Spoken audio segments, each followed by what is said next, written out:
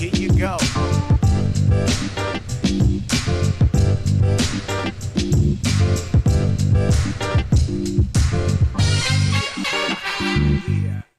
Dumpster fire.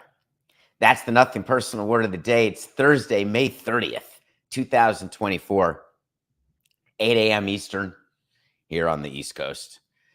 Have you ever wanted the ice cream truck to come so badly, or you wanted a great thing that's happening in your life, an event, a game, a moment, and you're just waiting, and it seems like you're watching the clock? Tick, tick, tick. 8 o'clock. I mean, when you're up at 3, you got 5 hours to go. You plan sort of what's going to happen in the 5 hours. You want to get to the show because you can't believe that you get to use dumpster fire as a word of the day. You can't believe you get to go through everything that's going on with Steve Cohen and his Mets. And you take such a perverse pleasure in the idiocy that is that organization, and you almost feel badly. That's what I spent a lot of my preparation last night, this morning, thinking about. At what point is it so bad for a team and an owner that it actually becomes something that you've got sympathy for, or empathy? Well, I won't have that, but sympathy for. And then I realized as we were counting down to the live show, and it's in my ear, 5, 4, and all of a sudden, weird eyes came over as though I was the AI guy in Atlas. I got these blue or red pupils, and I said, empathy, sympathy? Let's start with what happened in the Mets day. It's too good. Edwin Diaz stinks, is owed so much money, gets demoted, back to closer, gives it up, and then out of nowhere yesterday, oh, I have a shoulder impingement. Guys with a 1.769 ERA don't get shoulder impingements.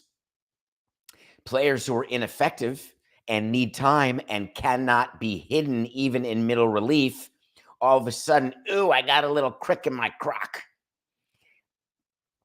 Do you know how easy it is to prove a shoulder impingement? Nope. It's like a headache, folks. Are they getting an MRI for the shoulder impingement? They may say they are, but they're not.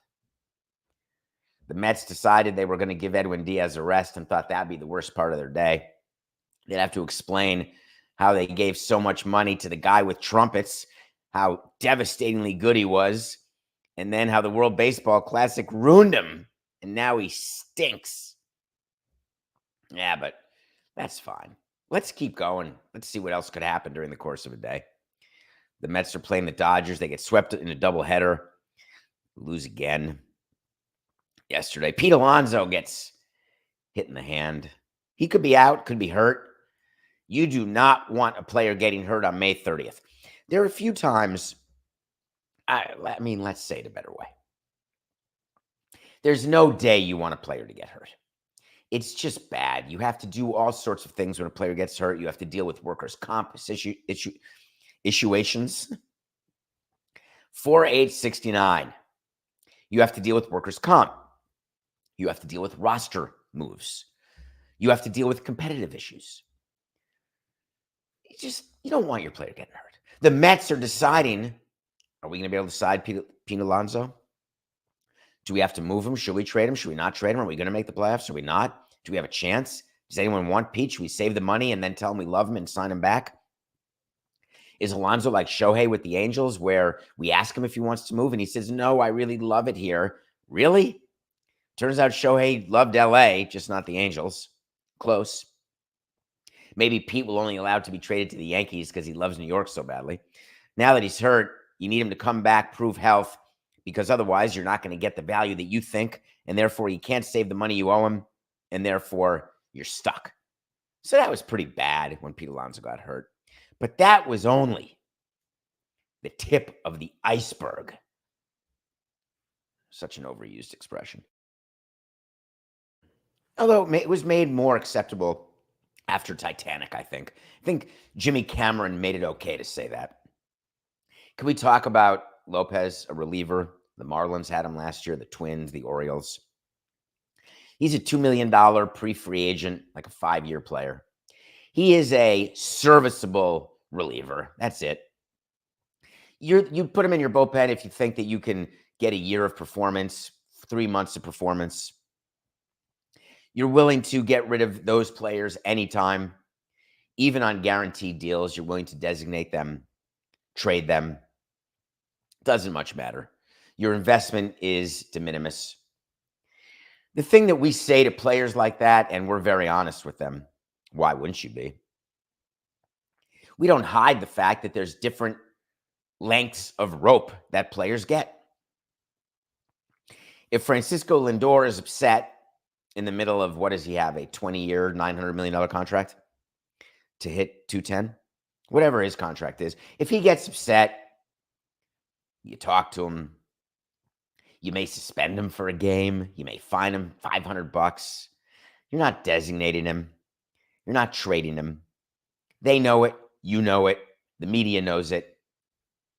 Then there's players who are on the borderline. Maybe a 3-year deal, maybe a 1-year deal, but a heavy investment, a 1-year, $20 million deal. And you talk to them and you explain to them where they are in the hierarchy of tolerance.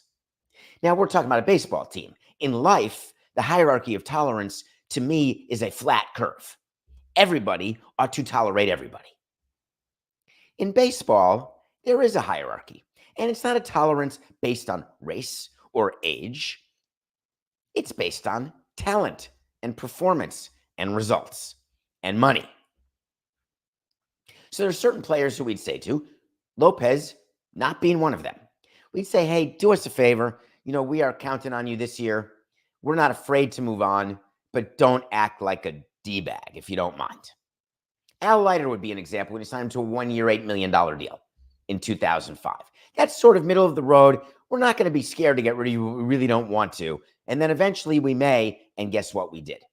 But not on the first strike. You really need to wait. Then there are players sort of on the 1-year, $2 million deal where they've got this much, and I'm holding my finger super close. Lopez got ejected from a game yesterday. He gave up, I don't know what he gave up. Was it a home run? Was it a big hit to Ohtani? And then he got into an argument with the third base umpire and a check swing for the next batter, whatever the case is. For a third base umpire to eject a pitcher, if you've been on a baseball field during a game, I don't care if there's 5,000 people in there or not, the umpires will have a hard time at third base hearing a pitcher. You need to say something or gesticulate in a certain way that is fairly obvious and audible. So Lopez did something, gets ejected, walking off the field, takes his glove and throws it in the field. God damn it. I wanted to deliver that perfectly. Takes his glove, throws it over the protective netting, which now exists in baseball to protect you from foul balls that donk you in the head so you can't sue us. Gets it over the netting into the stands. Only third or fourth row. It's hard to throw a glove much further when you have to get it so high. I'm watching that and I'm thinking to myself, what would I be doing if my player just did that? That's the equivalent of racket abuse in tennis. You get docked a point, maybe a game. You've seen Djokovic do it. It happens. I've never seen a player throw his glove into the stands. So I had no idea what I would do because I hadn't done it. So I had to think about what I would do in the moment. So I looked at the player. I looked at his contract. I looked at his performance. And I said, oh, I'm going to get rid of this player. So I'm thinking all this through. But I'm sort of still doing my diligence. And all of a sudden, beep, beep, I get a text. And it's a video from Coca with an interview that Lopez gave after the game. And I don't know if we have video of it. I don't know if we're allowed to use video of it. Maybe do we have video of it, Coca? I don't regret it. I think I've been looking the worst team probably in the whole MLB. So, whatever happened. So, whatever they want to do it. I'll be tomorrow here if they want me, whatever they want to do. So I'm going to keep doing this thing, so I'm healthy on whatever, on whatever to do. I'm ready to come back tomorrow. If they want me to be here, so I'll be here. They don't want him here tomorrow, which is today, because after that interview, he got designated for assignment. That'll just about do it. Now, there is a conversation about what he said. It sounds as though he's saying, I'm playing for the worst effing team in MLB. There are people who believe that what he was saying is, I've actually been the worst teammate on the worst team. There could be a lost in translation issue. There is a rule in baseball that there must be a Spanish-speaking translator in the clubhouse after every game, before every game, whenever there is media around players. It is a rule in the CBA. There must be a translator. Where was the translator? The player does not have the right to tell the translator to go away. Was the translator doing a different interview? Better not have been. I'd fire the translator. After the game yesterday, the story was Lopez. If we find out from the Mets that the translator was doing an Edwin Diaz interview, that's the fault of the PR people for the Mets. You do it in order. You don't let the media talk to both Spanish players at the same time. The reason why the translator has to be exactly with Lopez is to avoid exactly what happened. Because if I want to designate a player, I am thinking to myself, I need to avoid a grievance. The way to avoid a grievance is to make sure that I've done everything exactly by the book.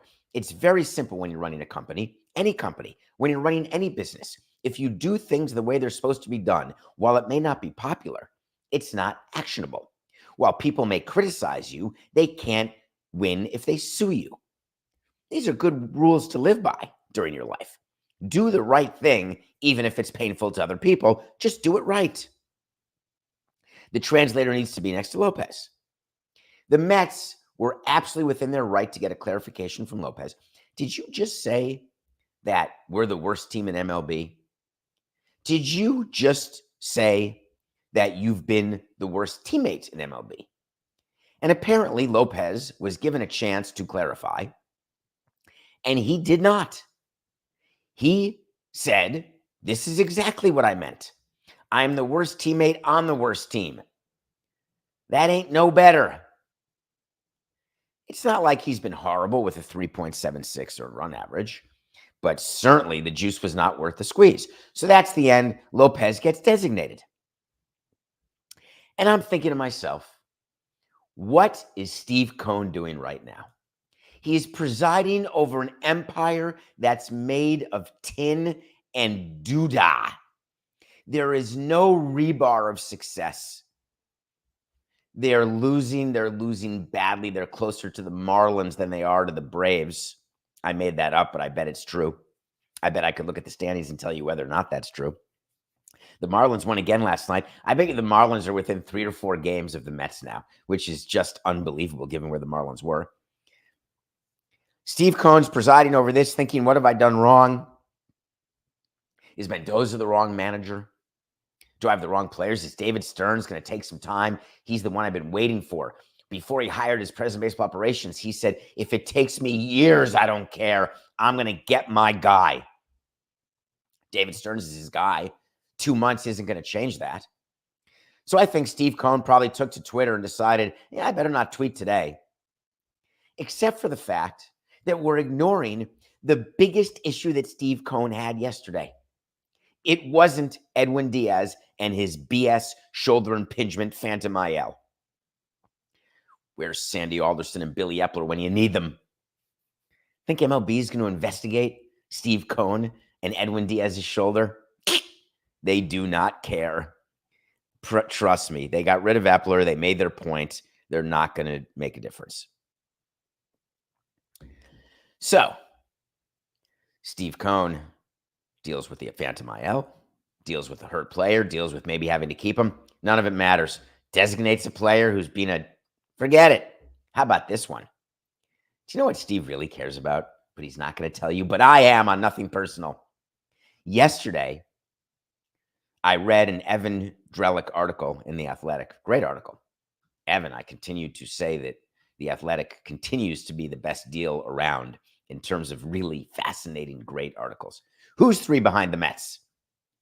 The Marlins? Are you kidding? If the Marlins catch the Mets, there is no, even Mendoza can't survive that. There's one thing Steve Cohen does not want, and that is to finish behind the Marlins. So, yesterday, I'm reading this article about Steve Cohen. Do you remember the conversation we had about the chop shops? Chop shops are those things all around Citi Field where it's the opposite of Atlanta's Ballpark Village or St. Louis's Ballpark Village. It's worse than Marlins Park. The development around Citi Field, when Citi Field was built, it's coming. The Wilpon said it, then Steve Cohen said it. We've got plans. We're in real estate. We're going to get it done. Meanwhile, Citi Field opened. Let me think. When did it open? When did it open, Coca? I'm going to guess 2009 was the first year. Just ballpark. Let's say it's 14 years. 14, 15 years, if I had to fashion a guess. Easily Googleable. 0. It was 09. Thank you, Coca. I think I would pass every possible test for long-term memory and potentially fail every test for short-term memory. Side note, someone came up to me yesterday. I was having dinner with my mom. Go have dinner with your mom if you have a mom and you're lucky enough to have a mom. And she was saying, I didn't like Challengers either. And I said, oh, I just saw that. I'm going to review it on Nothing Personal. And she said, you just reviewed it yesterday. That's me in a nutshell, but Citi Field opened in 09. So 0 development. Chop shops are where you can imagine what those are. But Steve Cohen made a big announcement. He brought everyone together, did a press conference. I love these. It's the Ted Leonis's "We're moving to Virginia" press conference. Just kidding. It's the press conference announcing the new stadium in St. Petersburg. Oh, may not be done. It's the press conference announcing the moving of the team to Montreal, halftime. Maybe not quite. It's the press conference saying, we're relocating to Vegas. Maybe, not quite. Maybe. Steve Cohen did his own, announcing huge development around Citi Field. We're going to have casinos. We're going to have hotels. We're going to have retail, commercial, affordable housing, apartments. It's going to be what we've always dreamed about. A place that New York can be proud of. And we're going to call it Metropolitan Park. Get it? Metropolitan Park? The New York Mets? Metropolitan? Anyway, it turns out that there was one teensy-tiny, eeny-weeny, I was going to say teeny-tiny, eeny-weeny bikini. I don't know why that was in my head. Maybe that's a song. A teeny-tiny problem. He didn't have any votes from any of the public authorities, the legislators, local, city, state, nothing. It was an announcement based on dreams and wishes and hopes. And guess what? It's John Malkovich in Rounders. And all of your hopes, they go down the drain. Then I'm eating Oreos, reading the rest of the article. Turns out that there's this woman. Her name is Jessica Ramos. She's a state senator. And she decided, this is my district here in Queens. And I don't really love the way you're doing this, Stevie boy. And Steve was wondering, well, what do you mean? What am I doing wrong? And she said, why is it that every time I turn around, I run into a different person who you're paying to tell me what I need to do? Reminds me of John Henry when he was trying to get a ballpark done in Florida. When I moved to Florida in 2002, and I looked at the books, we did due diligence to buy the Marlins and sell the Expos. The number of lobbyists on the payroll was baffling and staggering. I fired every one of them the first day I took over. To this day, Ron Book is still angry. He used to be a famous lobbyist. Always held it against me because, hey, why would you take away my free lunch? I'm getting monthly retainers. I'm not doing squat, but hey, shh, keep it to yourself. And I said, I want to bring in Sampson and Coca Consulting. I didn't know Coca then. When you hire too many lobbyists, you know what happens? Nothing. It doesn't impress the politicians. Oh, I want to hire people from both sides. I want to make sure we're getting the D's and the R's and the I's. So most politicians look at that and say, why can't you speak for yourself? So I registered as a lobbyist. I spoke for myself. And 10 years later, bing, bang, boom, we got Marlon Spark. Steve Cohen is from the John Henry camp. Let's hire them all. And Jessica, Senator Ramos, said, yeah, I don't really love this. It's become a hindrance, she actually said, for me to have a conversation with experts because it was hard to find someone who wasn't on their payroll. What a brilliant statement by her. And that's why actually companies hire so many lobbyists, because they do it in certain ways that are over the table, certain ways that are under the table. The A's have a bunch of people they use in order to deal with the education lawsuit that's going on there.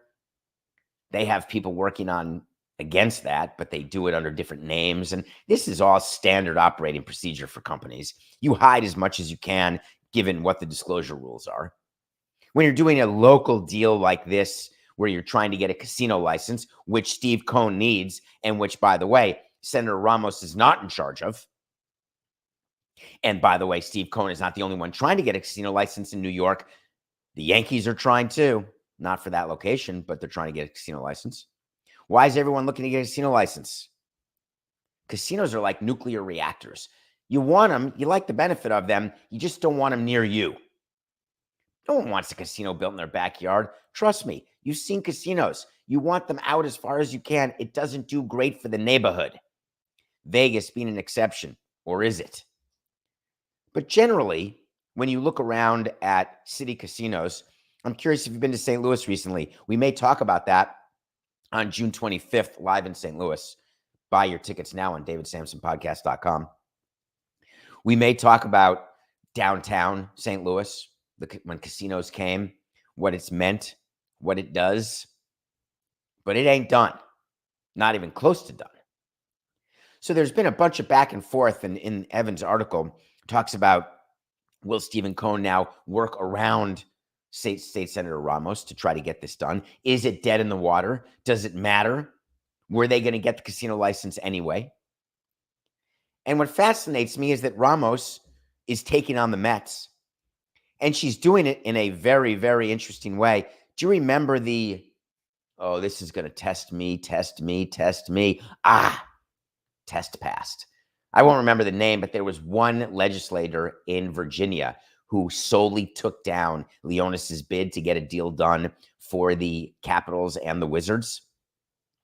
And it was infuriating to the billionaire owner, but that's how it goes. Ramos doesn't necessarily want to be that. However, she's been very clear what the pathway would be for Cohen to succeed. She actually explained to him, hey, you can have certain development. You can do some stuff around LaGuardia. We can do this. We can do that. But let's just take a pause here on the casino.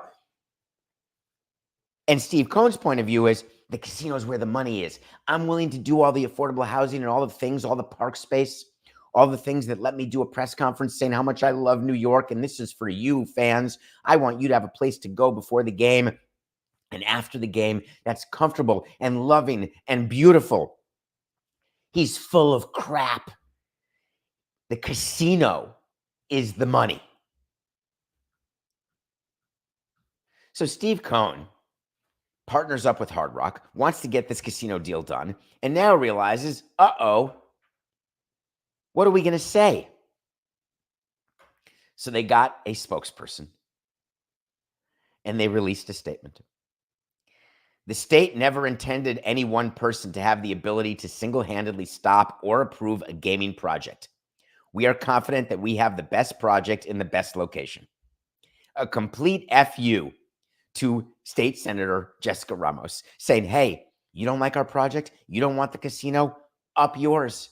We're not going to let one nay go against us. But believe me, if you were a yay, we would put you in the statement as the champion of the project, as the leader of the community, as someone with a great future in politics. And we're going to triple our donations. Don't you worry. I've played the game, folks. I know exactly what the rules of engagement are. And the craziest part about this whole Mets segment is that for fans, They're annoyed with Edwin Diaz's injury and lack of performance. They're upset that Alonso got hurt. They are incredulous that Lopez is such a moron, is now off the team. But your owner, the thing he cares most about is the problem with his casino project. Owners are funny that way. They want to pretend on Twitter and in interviews that, oh, they live and die with every loss and win. They care about winning. They want to win so badly. If you gave owners a choice, hey, you can win 85 to 95 games every year you're an owner, but at the end of your ownership, your team will be worth less and you will have written checks every single year, and you're going to have to sell some of your other assets. No, I don't want the 85 to 95 wins. All right, let me sweeten the pot. You get to make the playoffs 5 times in 15 years. Once every 3 years, you're in the playoffs. The other 2 years, you're around 500. You're doing great. But you lose money every year. Your team value doesn't go up. You know how many owners would take that? Donut. All right, let me sweeten the pot one more time. You win a ring. You win the World Frickin' Series. For the rest of your life, you get to wear a ring. You get to trade on the fact that you're a World Series winning owner. Sorry. That's funny. Would you trade it?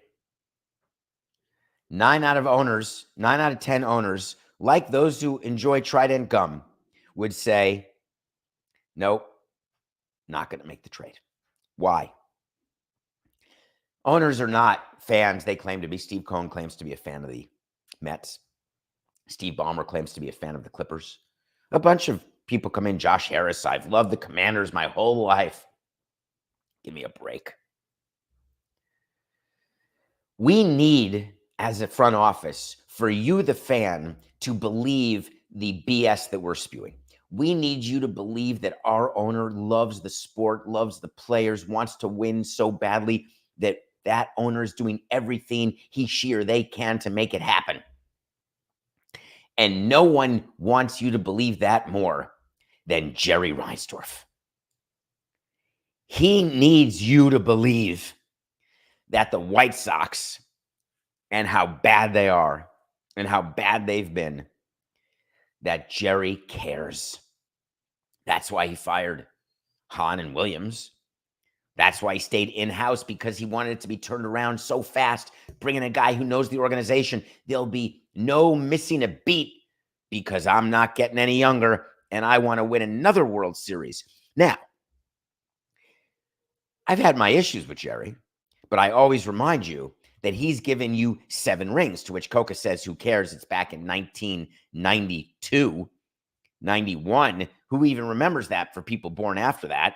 I get it, but he still has 7 rings as an owner of 2 teams, Cubs plus White Sox. That's not nothing. So he gets the benefit of every doubt. Why is he sending his manager? What I said Bulls and White Sox. What did I say? I said Cubs? Sorry. 4869. He's the owner of the Bulls and White Sox. I think everyone got that, but I appreciate the change. You can edit that. You can do a full wipe. Just ignore that. Why would the embattled manager of the White Sox, who's in grave danger, there is no other kind, of being fired because his team is so bad, and they just fired the GM, they can't fire him again. They're not firing the owner or the president. Next is the manager. Pedro Grifol came out yesterday and made quite an effort to save his job. I've known Jerry for a year and a half, he said. Nobody wants to win more than he does. Nobody. That means don't ever say that. It means he wants to win more than you want to win. Believe me, that shouldn't be the case, Mr. Manager. I know that for a fact because I'm the one who gets the phone calls and I talk to him. I get text messages. He's 100% committed to winning, and he's extremely knowledgeable about the game of baseball. He's not just a fan. The questions he asks, he knows exactly what's going on. He knows the game. You're not in the game for 44 years around 1,000 coaches sitting in on meetings and listen, watch, and not know the game. He's passionate. He's extremely competitive. Good job, Pedro. I'm proud of you, man. I believe that you saved your job for another 35 seconds. It was fantastic of you to try to convince the media and the fans of Chicago that because you said your owner wants to win because he calls you 1,000 times. You know why our owner called us 1,000 times? If you do, let me know. It may have been because he wanted to win. It may have been because he knew more than we did. It may have been because he had no one else to call. It may have been because he was the owner of the team. That's what it means to be an owner of anything. It doesn't need to be a baseball team. It can be a ladder company. It can be a network, a media company. It can be anything. When you're the owner, when you're the co-founder, when you're the boss, you get to call anyone at any time and ask anything you want. And guess what the employees have to do? TYC. Take your call. That's why it's better to work for people who don't necessarily call on Christmas or Hanukkah or Kwanzaa. But some owners do. So why would Jerry, this is what I was thinking before, Coca. Why would Jerry need Pedro to come out and say this today? What was going on? What's the tension around the White Sox? What's the frustration level around a team that is one of the 3 worst in baseball, now one of the 2 worst in baseball? Although the Mets are now there, so maybe one of the 3 worst in baseball again. It's because Jerry needs you to know. And so I'm going to help you. And this may come up in Chicago when I'm there June 25th. Except I won't be in Chicago June 25th. 4869. This may come up when I'm in Chicago on July 1st. DavidSampsonPodcast.com. So much to discuss with Chicago sports. So much. God, I wish I were there right now starting a show in Chicago. But one of the things that I'll have prepared for you is some sort of list of ways that owners manifest their passion for winning through action. What do? Spoiler alert, firing people is on the list. So Pedro speaks to his PR people. This is how we do it with managers. You have your PR person. You go in, hey, I think this would be a good time. Let's make sure we get it out there. There's a lot of heat on the owner. We got to make sure we're very clear what's happening. The problem is with Reinsdorf, there are great arguments to be made that he doesn't care about winning based on what's happened with the White Sox and the Bulls. And people are making that argument due to the lack of performance of those teams for an extended period of time. And that's when they conflate losing with caring. And those are 2 different concepts. You can care greatly about winning, but be incompetent in terms of how your teams are run. Or you can have great teams that play great, be a great player, and really not care about winning at all. There are plenty of players who don't care about winning, but they're really good at being players. There are plenty of players who care about winning, but they're not very good players. It's all over the map. Totally normal. But there's no correlation. So I'm going to give you a wait to see right now. Wait to see when I tell you something's going to happen. If it does, great. If it doesn't, fine. Pedro Grifol will not be the manager of the White Sox opening day of 2026. Now, why is that my wait to see? You're going to say, David, that's the end of his contract. And I'm going to say, yeah, Jerry Reinsdorf does not like paying 2 managers at once. Jerry Reinsdorf, smartly, will keep him through this contract, not extend him, and get rid of him. If he's smart, he won't be the manager next year. But either way, the wait to see is that he will not be the manager opening day of 2026. Okay. I think we got to take a break, Coca. Oh, we're going to review a Thursday movie. And then we are going to talk about something that happened with the PGA tournament, Scottie Scheffler. There's an update on that will interest you greatly. We'll be right back.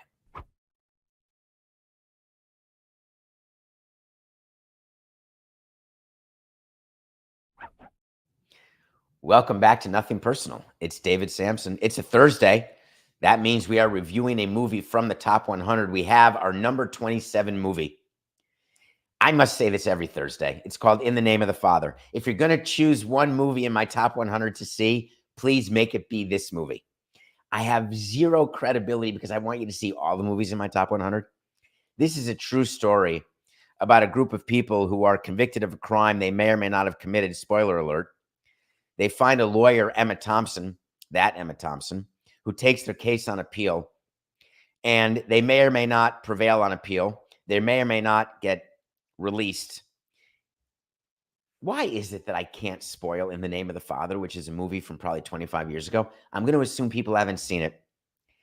There is so much that goes on in judicial systems around this world. It's not just here in America, where there are people who are incarcerated unjustly. Daniel Day-Lewis is the star, along with Pete Postlethwaite, Usual Suspects. You've seen him in movies. Passed away recently, maybe 10 or 15 years ago.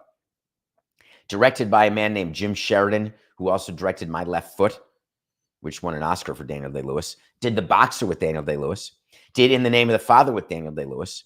I'm not sure you will see a better true crime movie that is more important about what it is to find your life turned upside down forever for something you did not do. And people can say all they want, David, there are innocent people in prison all the time. You don't seem to care much about all of them. And I would say you don't know me very well. In the Name of the Father, watch it immediately. All right, give me a spreadsheet. Need a movie for tomorrow. This is in the top 100. We will review it next Thursday. You can hit the button and let's see what we got. A League of Their Own, number 54 with Tom Hanks. I'll give you my Rosie O'Donnell story, which I may have given you already, and my Madonna story. I've got two great stories about A League of Their Own. Love that movie. Thank you for letting me review that next week. If you've seen League of Their Own, watch it again before next Thursday, which is what I'm going to do. Nothing Personal Pick of the Day. Presented by DraftKings Fantasy Sports. Check out what DraftKings has to offer this season with code SAMSON, because life's more fun when you're in on the action. DraftKings, the crown is yours. Once you sign up for DraftKings and use the code SAMSON, you're going to want to do the following two picks today. We've got a huge game between the Diamondbacks and the Mets. The Mets had a team meeting. They're ready to go. They don't need Diaz. They don't need Lopez. They don't need Alonso. They are rolling. The problem with team meetings, don't have them when you're about to face a Cy Young pitcher. The next day, you have them the night before you're facing a scrub. The Mets are facing Zach Gallen, who is going to shove it. Diamondbacks minus 120 over the Mets, and the Mets spiral continues. Secondly, we got a big basketball game. Mavericks had to fly all the way back to Minnesota for reasons unbeknownst to me. They did not close them out in Game 4. They're now stuck in Minnesota where they have to fly back to Dallas for a Game 6. But here's the thing. When I said they didn't want to play a Game 5, I meant it. They really don't want to play a Game 6 because all of a sudden A-Rod could creep in there and you could be looking at a Game 7. No bueno. Dallas is getting 5 points against the T-Wolves. I bet I can do individual props here, but I'm not making that my pick of the day. Take the over on Luka and Kyrie's field goal percentage being better than it was in Game 4, if that's even offered. But what is offered on DraftKings using the code SAMSON is Dallas +5 over the T-Wolves. Those are the Nothing Personal picks of the day. Yesterday, our pick of the day was the White Sox over Manoah and the Blue Jays. Manoah was hurt like in the second inning. Piece of cake. The White Sox are going to be motivated to win a game. Nope. The Blue Jays beat him 3-1. We were getting 145, which is the same as getting 1,000,045. It's the same as getting 1,000,000,045 because we didn't get squat. We lost. We're now 73-83. I've got a page 8 update. I've tried to fix this in my career, and I never really had a chance to until Nothing Personal. I don't enjoy page 1 accusations and page 10 apologies. I enjoy page 1 accusations and page 1 apologies. So I'm going to do it here on Nothing Personal because when Scottie Scheffler got arrested at the PGA before a round last week when he was accused of a felony, charged with a felony of dragging a police officer and disorderly, whatever, moving violation. Remember after that fatal accident at the PGA Championship? And people were wearing his orange jumpsuit. And we did a whole segment about it. It became very, very big news. The police officer had $80 pants. Anyway, it became a pretty big thing. Well, yesterday, all charges were dropped against Scottie Scheffler. And instead of burying that, I wanted to make it a part of the show, not just a tweet at David P. Sampson, but a segment. When charges are dropped, there are several reasons why. The most important reason is the district attorney has the belief that the charges that would be levied against the defendant would not win in court. A jury would not convict a defendant of those charges. DAs don't like losing. It's not just famous people who have charges dropped or famous people who have charges that are brought forward, indictments.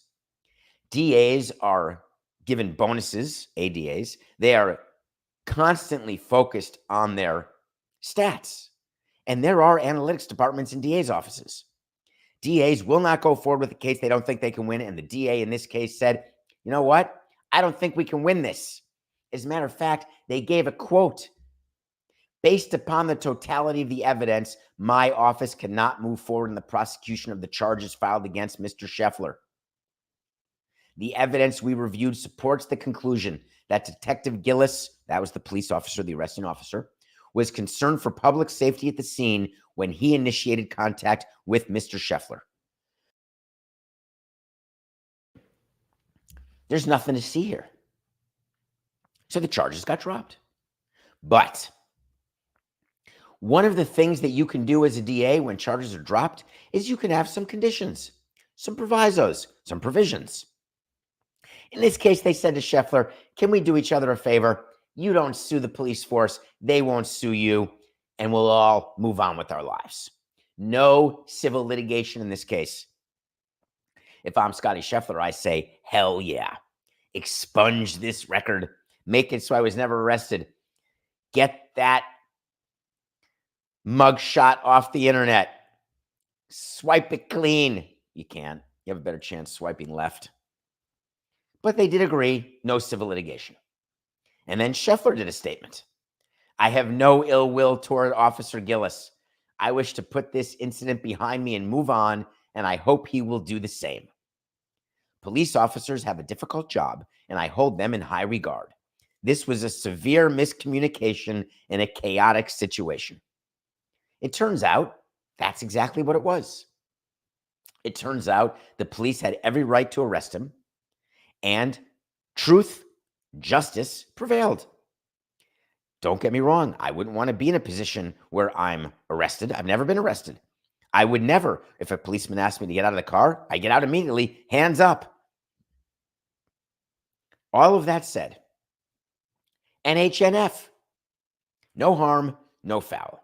But then, out of nowhere, the detective, the officer, Brian Gillis, released this huge statement. The thing about the internet, and this happened after Survivor, the most recent Survivor, if you are in the Survivor family, and we've got a percentage of our audience who is, there has been tremendous hate toward one of the jury members. Her name is Maria. And Maria voted for Kenzie, who ended up winning, and not Charlie. It doesn't matter if you know the names or not know the names. It's a reality TV show where somebody voted for someone who the audience thought they were going to vote for someone else. She was going to vote for someone else.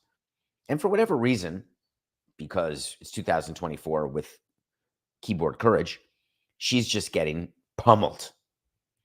And I was thinking about social media and how quick we are to get on people and to pile on. You know, when Rudy Giuliani has hair dye dripping from on his face, or he goes to the wrong place to do a press conference. I can't remember where he went, but it was a very funny. It had the same name, but it wasn't where it was supposed to be. In any case, social media is a great place for information if you can discern true information from false information. But I think we very often forget the impact it can have on people. People who can react by going off social media. And they always say it for the same reason, because I want to save myself. I want to help myself mentally. It's not proper for me to be on social media. They say I've got to take a break. Have you ever thought about a technological advance or something that is so helpful and such a part of the world that people say, you know what, I got to take a break from it because it's so toxic? Do people say that about, hey, there's another crash, I'm going to take a break from flying? Yeah, I just hope Boeing does better, but I have places to go, I'm going to go. Yeah, there was a car accident, I'm going to take a break from driving. Well, I sort of have to go where I'm going here. I'm going to take a break from studying. There's going to be a consequence to that. I may get a B instead of an A, but I don't feel like studying today. I'm going to take a break from work. Do you take a break from work? It's called a personal day. It's called a vacation day. It's called a sick day. But do we really take a break from things that we use to help inform how we look at the world? Do you ever take a break from your principles? Do you ever take a break from your viewpoints? Do you ever take a break from your processes that you use to evaluate situations? You shouldn't. Why exactly does it happen that on social media, we all feel it's perfectly normal to take a break from being a mensch? It is beyond me. Scottie Scheffler is no longer going to be charged, which is good.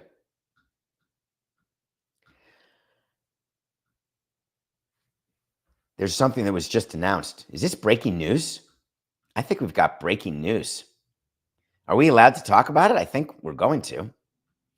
John Skipper and David Levy are among investors in a company called Unrivaled. It's a 3-on-3 women's basketball league, co-founded by Breanna Stewart and another player. It's going to launch in January of 2025, with Levy and Skipper spearheading the media rights and sponsorship deals. Skipper even gave a quote. I think there was a movie at one point called A League of Their Own. This isn't real. Are you punking me right now?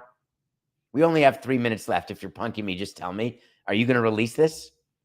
Is this quote released just now? Coke, I'm not continuing this story if you're getting me fired. Is this your way of getting more free time? By giving me a quote of Skipper saying, I think there was a movie at one point called A League of Their Own? This is literally a league of their own? And we just did A League of Their Own on our show as the next of my top 100 to be reviewed. And this is happening right now live. This is the story you're going to stick with? Okay. Here's my view. I got to be careful here. We have a show coming out tomorrow that we did with Skipper. Interesting tying knots and figuring out where people are getting information from. I'm putting all my ducks in a row here. So when you're an investor in a league, I guess you call it unrivaled. It means there's no rival, but I thought there was a 3-on-3 men's league. Doesn't Ice-T have that, or Ice Cube? Isn't there a guy with Oakley or something where there's this 3-on-3 league? Coke, I'm on the fly here, man. It's called the Big Three. Thank you. That's a 3-on-3 men's league. So it's unrivaled in that it's a women's league. Isn't that the league that offered Caitlin Clark a ton of money to join that league? I wonder whether Skipper and Levy are going to offer Caitlin Clark money to join their league now. Maybe they'll have WNBA players during the offseason. Hey, you don't have to go to Russia or overseas. Come do the 3x3 league. I guess we have to wait to see when their season is and whether it's during the WNBA offseason, which if it were me asked to invest and be a part of it, which I wasn't. Thank you, Skipper. Really happy that you hid that. Where's Levitard's name? I'm not saying you have to come to us with every possible thing, but if I see Pablo's name as an investor, I'm going to lose it. I swear to God, I will lose my shite. I just want the chance to say no. But maybe I would have said yes. I want to see when they're playing, what the salary structure is. But now I know you're selling sponsorships, so that's good for Nothing Personal and Metalark. There's so much excitement about this. God, I love doing live shows on the DraftKings Network at 10 a.m. Congratulations, John. I'm serious. This is a great idea, a 3-on-3 league. I wonder when you were putting it together, are you doing it for the love of the game or is it just business? I'm calling you right now, Skipper. I'm dead serious. This is nothing personal.